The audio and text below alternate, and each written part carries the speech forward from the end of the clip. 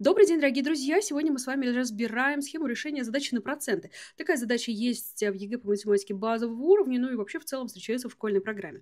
Итак, налог на доходы составляет 13% от заработной платы. После удержания налога на доходы Мария Константиновна получила 33 930 рублей. Нужно найти размер ее заработной платы. Итак, первым действием мы из 100% вычитаем 13%, получаем 87%. Это та часть заработной платы, которая как раз составляет 33 930 рублей, которую получила Мария Константиновна после вычета налогов.